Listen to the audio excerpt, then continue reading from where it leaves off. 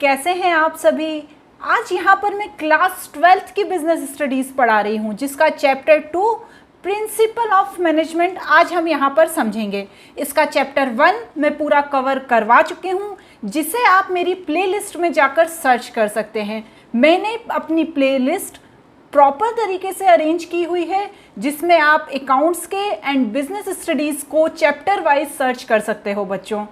तो स्टार्ट करते हैं प्रिंसिपल ऑफ मैनेजमेंट के साथ। लेकिन उससे पहले मैं हूं पूजा मेहता और मैं मेरे यूट्यूब चैनल स्टडीनेटिक में आप सभी स्टूडेंट्स का वेलकम करती हूं। स्टूडेंट्स, अभी तक यदि आपने मेरे चैनल को सब्सक्राइब नहीं किया है तो प्लीज़ सब्सक्राइब करें, लाइक करें, नोटिफिकेशन बेल को ऑन करें और मेरे सभी वीडियोस को देखते रहिए स्टूडेंट्स। तो स्टार्ट करते हैं सबसे पहले इंट्रोडक्शन के साथ। देखिए, हमने मैनेजमेंट क्या होता है ये क्लास 11th में भी पढ़ा है और क्लास 12 के चैप्टर 1 में भी हमने मैनेजमेंट की डेफिनेशन समझी है। लेकिन आज यहाँ पर हम प्रिंसिपल ऑफ मैनेजमेंट समझेंगे। अब प्रिंसिपल ऑफ मैनेजमेंट समझने से पहले हमें सबसे पहले समझ लेना चाहिए कि प्रिंसिपल्स क्या होते हैं। Principle refer to a statement. Principle एक स्टेटमेंट है जो रिफ्लेक्ट करता है फंडामेंटल ट्रुथ को, जो किसी फंडामेंटल ट्रुथ के बारे में हमें बताता है, जो किसी फिनोमिना के कॉज एंड इफेक्ट रिलेशनशिप पर बेस्ड होते हैं। जो प्रिंसिपल होते हैं वो किसी ट्रुथ के बारे में बताते हैं, जो किस पे डिपेंड है, कॉज एंड इफेक्ट रिलेशनशिप पे। आपको याद है, हमने पहले भी पढ़ा है कि कॉज एंड इफेक्ट रिलेशनशिप क्या होता है। जैसे याद कीजिए, मैंने एक एग्जाम्पल दिया था कि कोई एप्पल पेड़ पे से यदि नीचे गिरता है तो उसके नीचे गिरने का कोई ना कोई कारण है। वो कारण क्या है? ग्रेविटी। ग्रेविटी के कारण वो नीचे गिरा और वही कॉज एंड इफेक्ट का रिलेशनशिप हो गया। मतलब कॉज क्या है? ग्रेविटी, एंड इफेक्ट क्या है? एप्पल का नीचे गिरना। तो वही चीज़ इसमें बताई गई है बच्चों। अब प्रिंसिपल ऑफ मैनेजमेंट क्या होते हैं? Management principle are broad and general guideline. ये एक गाइडलाइन है जो किसकी हेल्प करती है? मैनेजर की। किस चीज़ में? डिसीजन लेने में।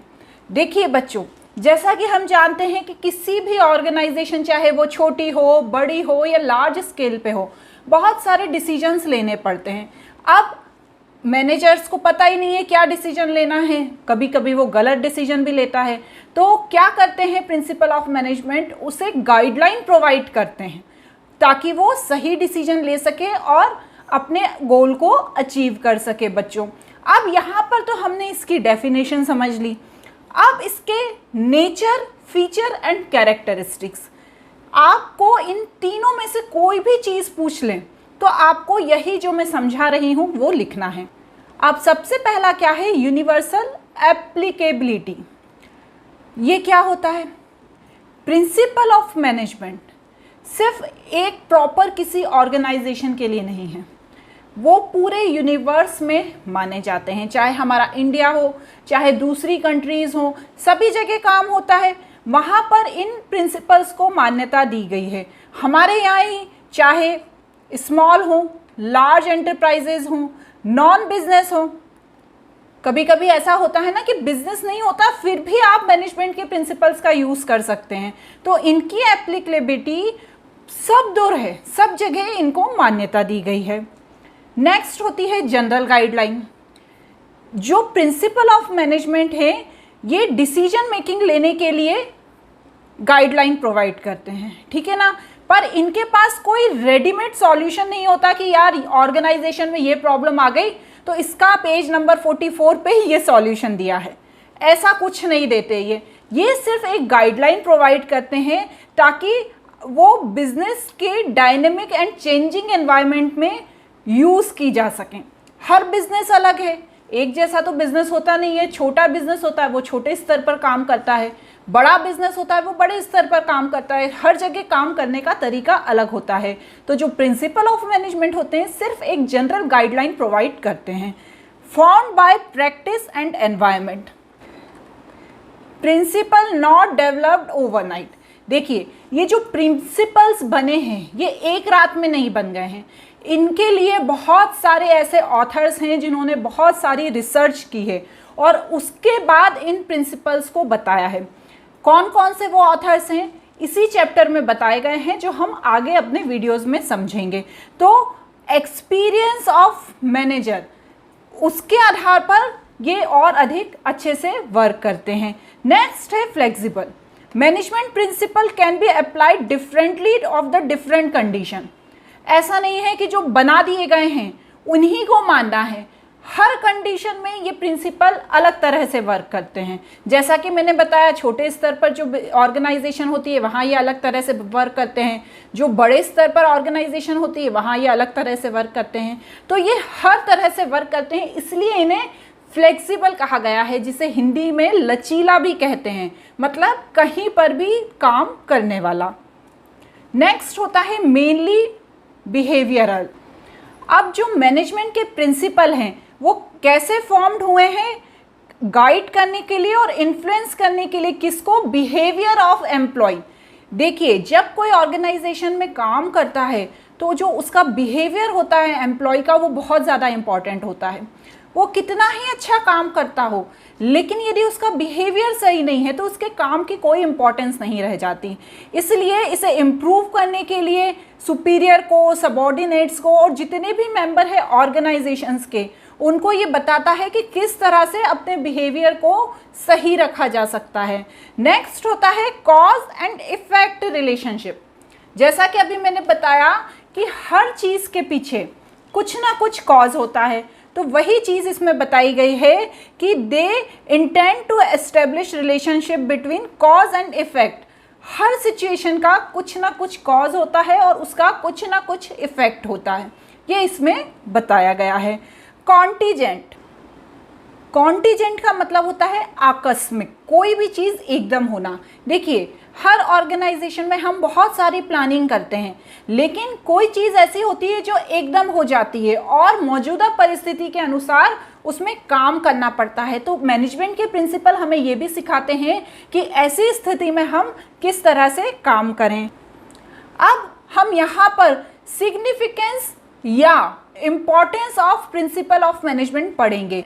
या तो सिग्निफिकेंस आपसे एग्जाम में पूछ सकते हैं या इम्पॉर्टेंस पूछ सकते हैं। इसके लिए आपको जो मैं पॉइंट समझाऊंगी, दोनों में से किसी भी तरह का कोई क्वेश्चन आए तो आपको ये पॉइंट्स लिखने हैं, इन्हें समझना ज़्यादा इम्पॉर्टेंट है। तो स्टार्ट करते हैं फर्स्ट पॉइंट से, providing manager with useful insight to reality. जो प्रिंसिपल ऑफ मैनेजमेंट होता है वो क्या करता है, मैनेजर्स को सिखाता है कि रियल वर्ल्ड सिचुएशन में किस तरह से काम करना है। ये उनके नॉलेज, एबिलिटी और अंडरस्टैंडिंग को और इम्प्रूव करता है, ताकि जो मैनेजर्स होते हैं वो अपने काम से सीखते हैं, साथ ही साथ लर्न फ्रॉम देयर मिस्टेक्स। ऐसा नहीं है कि उनसे गलती नहीं हो सकती, यदि उनसे किसी तरह की कोई गलती हो जाती है तो वो उससे भी सीखते हैं। इसका नेक्स्ट होता है optimum utilization of resources and effective administration. अब रिसोर्सेज क्या होते हैं, जब हम कोई ऑर्गेनाइजेशन स्टार्ट करते हैं तो हमें बहुत सारी चीज़ों की ज़रूरत होती है, जैसे बिल्डिंग हुई, एम्प्लॉय हुए और भी बहुत सारी चीज़ों की ज़रूरत होती है। तो अब हम उनका अच्छे तरीके से कैसे यूज़ करें, ये हमें प्रिंसिपल ऑफ मैनेजमेंट समझाता है। ये सारी एक्टिविटीज़ को प्लान करता है, सिस्टमेटिक ऑर्गेनाइजेशन में मैन और मटेरियल को उपलब्ध कराता है। तो ये क्या करता है, ऑप्टिमम रिसोर्सेज को किस तरह से यूज़ कर सकते हैं उसे बताता है बच्चों। देखिए, कोई भी ऑर्गेनाइजेशन में जो मैनेजर्स होते हैं उन्हें दिन में बहुत सारे डिसीजन लेने पड़ते हैं। कभी कभी वो कंफ्यूज हो जाते हैं कि ऐसा नहीं कि मैंने ये डिसीजन लिया है और ये गलत हो जाए। तो ये क्या करते हैं प्रिंसिपल ऑफ मैनेजमेंट, उनको डिसीजंस लेने में, थॉटफुल और जस्टिफिकेबल डिसीजन लेने में हेल्प करते हैं। मैनेजमेंट प्रिंसिपल्स किस चीज़ में भी हेल्प करते हैं कि जो डिसीजन लिया जा सकता है वो टाइमली लिया जा सके और रियलिस्टिक लिया जा सके। ऐसा नहीं है कि जब चीज़ निकल गई तब हम डिसीजन ले रहे हैं, हम इतना लेट कर रहे हैं। टाइम पर डिसीजन लिया जा सके, ये हमको बताता है बच्चों। Meeting the changing environmental requirement, कहीं पर वर्कर्स को अधिक इम्पॉर्टेंट दी जाती है, कहीं पर ऐसा नहीं होता है। तो प्रिंसिपल ऑफ मैनेजमेंट क्या करता है, राइट डायरेक्शन में राइट लेवल के पर ऑर्गेनाइजेशंस की हेल्प करता है ताकि वो राइट तरह से अपने काम को कर सकें बच्चों। नेक्स्ट होता है फुलफिलिंग सोशल रिस्पॉन्सिबिलिटी।